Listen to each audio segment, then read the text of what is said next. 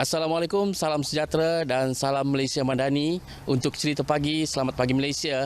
Ketika ini saya berada di perkarangan Klinik Kesihatan Merotai Besar Tawau bagi membawakan cerita pagi mengenai Karnival Sehat Harapan Merotai. Dan bercerita mengenai Karnival Sehat Harapan Merotai ini bersama-sama saya, pengarah penganjur yang juga pengerusi Persatuan Jalinan Kasih Harapan Rakyat Sabah, Cik Semi Liu Samyi. Apa khabar Cik Semi? Kabar baik. Cik Semi, mungkin boleh kongsikan mengenai Karnival Sehat Harapan Merotai yang berlangsung pada pagi ini. Hari ini kita menganjurkan satu karnival yang agak besar ni dekat Merotai. Nama dia Karnival Sehat Harapan Merotai. Nah, kita buat dekat Klinik Kesihatan Merotai di sebelah SK Merotai Besar. Dan tujuan kami mengadakan ini untuk memudahkan penduduk-penduduk kampung khasnya dekat Merotai.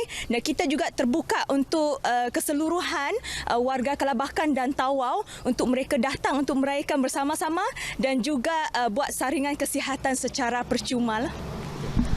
Selain pemeriksaan kesihatan, apa lagi program lain yang menarik diadakan sempena Karnival ini? Okey, so kita mempunyai banyak aktiviti-aktiviti dan juga program yang sangat menarik, termasuk dengan persembahan artis tempatan dari Siti Pa dan Felix datang dari jauh ke Merotai untuk menghiburkan warga Merotai kita, dan kita juga mempunyai banyak gerai-gerai jualan. Kita terbuka hanya untuk penjual warga Merotai sahaja, dan kita pun ada banyak agensi-agensi booth kerajaan. Kita pun ada talk dari Kinabalu Pink Ribbons untuk bagi kesedaran berkenaan kanser payudara, dan kita pun ada percuma punya pemeriksaan kesihatan seperti saringan payudara, pemeriksaan gigi, tabung darah, pemeriksaan kadar gula dan tekanan darah.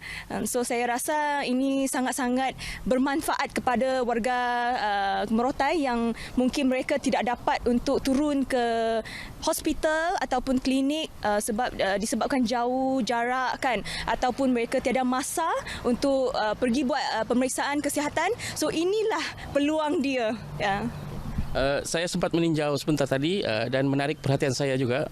Pada karnival ini juga diadakan jualan rahmah. Ya, so kita pun ada bekerjasama dengan KPDN untuk mengadakan jualan rahmah bersama-sama dengan kita untuk bagi warga Merotai boleh beli barang-barang dapur ataupun barang-barang keperluan secara lebih murah. Yeah. Mungkin selepas ini ada perancangan penganjuran karnival sama dalam masa terdekat atau pada masa akan datang. Okey, so saya punya rancangan pada upcoming punya, memang saya akan teruskan melaksanakan tanggungjawab saya sebagai NGO untuk turun padang buat program ziarah jalinan kasih untuk teruskan bantu golongan yang perlu, dan juga yang terlantar ke ataupun yang sakit, kita mungkin akan teruskan kerjasama dengan KKM.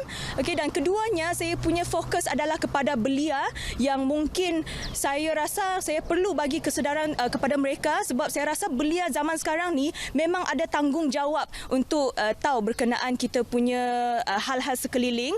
So saya akan mengajak mereka untuk join persatuan saya, bersama-sama kami akan turun padang untuk buat charity macam itulah. Okey, baik Cik Semi, terima kasih.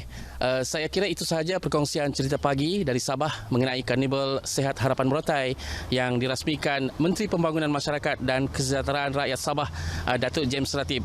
Daripada saya, Amran Raji, kembali ke Angkasa Puri.